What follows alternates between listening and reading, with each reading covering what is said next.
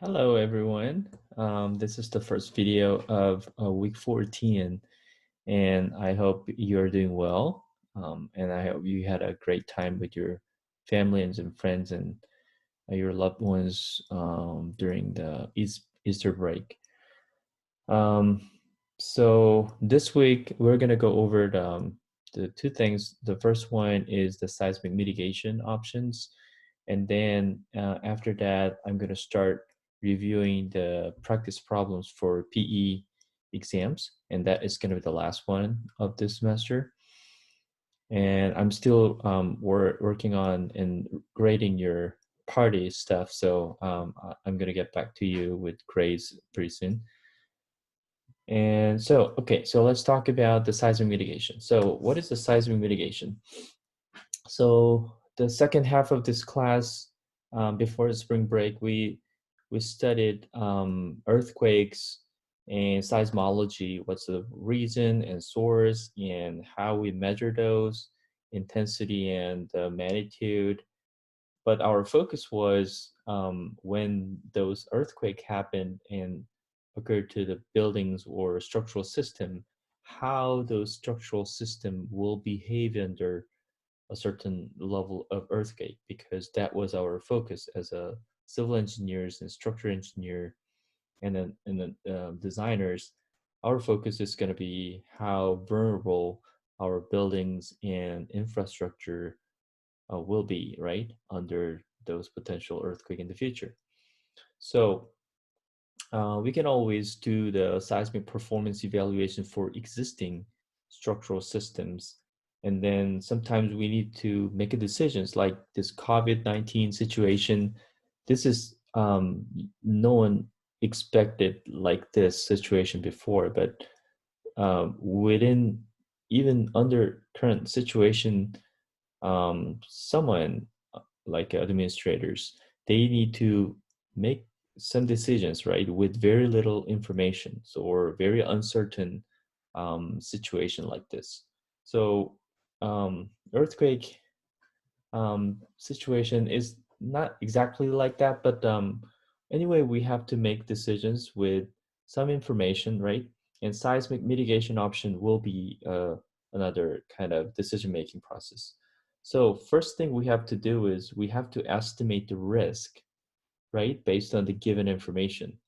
To do that, we first have to define the problem. So we have to have a good understanding about seismic hazard and what type of earthquake and how often and the probability and what is the magnitude expected in the future, something like that. So that including all those information, we have to quantify the risk. And that is going to be the starting point to make a decision whether we're going to apply their seismic retrofit or not, right? And that seismic retrofit or rehabilitation option will be beneficial or not, right? Cost benefit. If we see that, okay, if the loss based on the current situation as is condition, the risk is gonna be less than, I mean, the higher than the risk after the seismic retrofit, and including the cost of the retrofit. If this is less, so the current risk is going to be higher than the other, then we can say it is good enough and beneficial to apply the seismic retrofit, right? Now, so that's going to be the second step. So we have to examine the mitigation options. And there are several different ways to reduce the loss in the future. And like, there are a lot of different options, like, not related to the structural options, but I'd like to focus on the structural options because that's the topic in this class. Non-structural option would be we can avoid the location, right? For example, if you identify the location of the fault, then, and if you have choice to move your buildings or infrastructures away from that area, that would be the decision-making option to avoid the risk. But let's just focus on the structural options in this class. So there are several different options. I'm gonna write down on the screens. Let's see.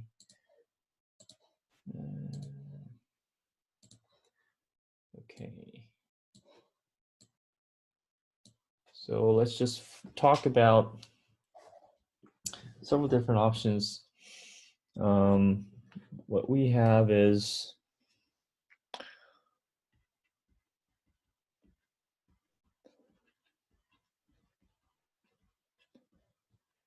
seismic mitigation options. The first one would be the conventional or traditional options,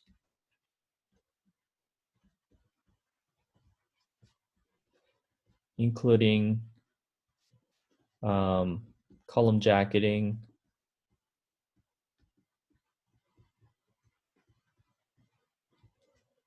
adding shear walls, or like add some bracings. So basically we add material or add an element in addition to the existing members so that we can increase the performance, increase the strength and stiffness. The second option would be base isolation. And by the way, I posted several YouTube video clips on the Blackboard under week 14 folder so that you can see more details on each one of them. I'm going to show you those the sites and the list in a minute. So base isolation is basically, let's say here we have a structural system and this is a ground. So literally we isolate this building structure from the ground by adding a bearing usually, or sometimes it's more complicated than just bearing, but so we can isolate the movement of the building or whatever infrastructure on top of that base isolation device away from this, ground shaking. And you can watch the video clip. The third option would be using the new material, innovative material. So I would say new materials. One of the example would be FRP. FRP stands for the fiber reinforced polymer. So it's kind of a wrap, and it can be we can wrap around the column. That would be one example, but we can attach. It's kind of a band-aid bandage onto the building elements so that we can increase the stiffness and the strength of the material or the elements. Another one would be the dampers. And we have three different types of damper: active damper, passive damper, and semi-active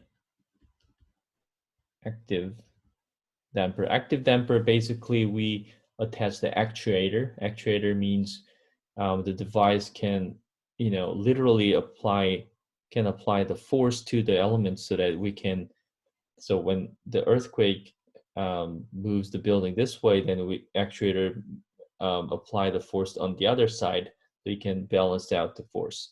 Passive damper, it is not actuator type. It's kind of the bearing, so it can observe the energy so that it will observe the energy to reduce the vibration.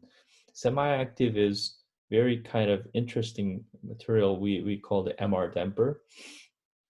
So the MR fluid inside of the damper is not fully active, is not fully passive, but we can control the stiffness of that fluid by changing the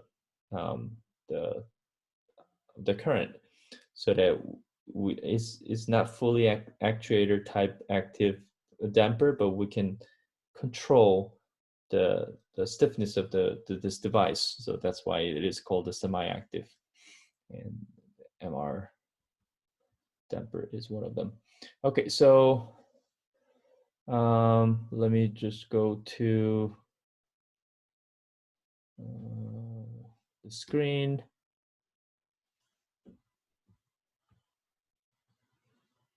Okay, so this is the folder. Oh, by the way, Misha sent me the PowerPoint slide and her video.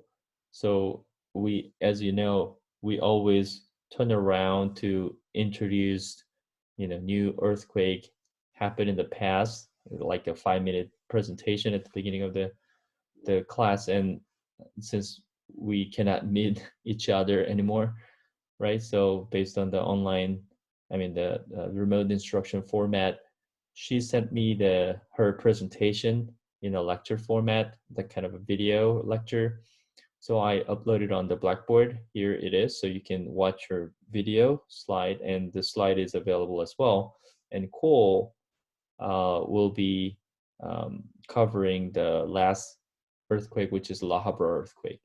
So whenever he make that video available and send it to me, then I'll post it on the Blackboard. So I posted several YouTube video clips here. Seismic retrofit for building, that's a NOVA video clip. And then each one of these the seismic mitigation options available. Base isolation is there. In soft story retrofit by using the moment frame. And then this is the fluid viscose damper, shear walls with FRP. And the last one is the tune mass damper. That's another type of passive damper. And then I also attached this FEMA 547 documentation. So this is very, very detailed documentation provided by the FEMA, the Federal Emergency Management Agency. And it covers all the detailed procedures and how we apply those seismic rehabilitation options for building structures, especially for the existing building structures. So the title of this booklet is Techniques for the Seismic Rehabilitation of Existing Buildings. And they categorized several different types of the buildings that based on their criteria. Oops. Come on. What's going on here? Okay, so here is the building type. Started with the wood, W1, the wood life frame. This is multi-story, multi-unit residential wood frame buildings. This is commercial wood frame buildings, steel moment frame, steel brace frame, steel frame with a concrete shell wall, and this steel frames with infill masonry walls, concrete moment frame, concrete shell walls, gravity frame system. This is bearing wall system, and concrete frames with infill masonry. So, and tilt up and other precast concrete. So there are several different the classified building types, and they went through each type one by one.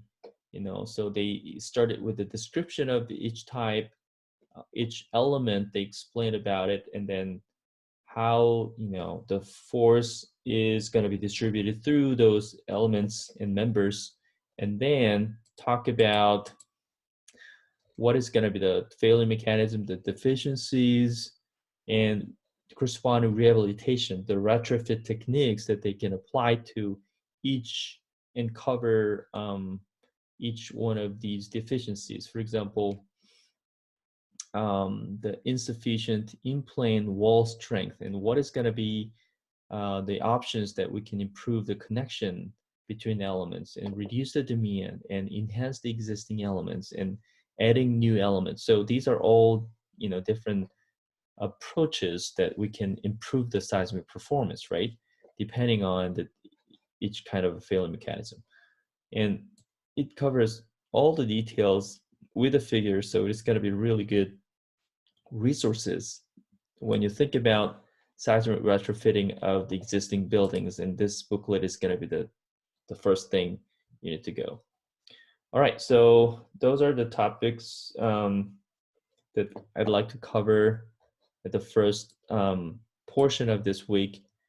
And please watch these video clips. It will explain more about each one of these, um, the seismic mitigation options. And then later, probably sometime on Thursday, I'm gonna post another video clip for the PE practice problems. So that's gonna be the Friday portion. So I'm gonna start with covering the first couple pages of these practice problems, and then next week, the full week, we're gonna go over those problems later on. Okay. All right, that's all. Thank you and have a great week and stay safe. Bye.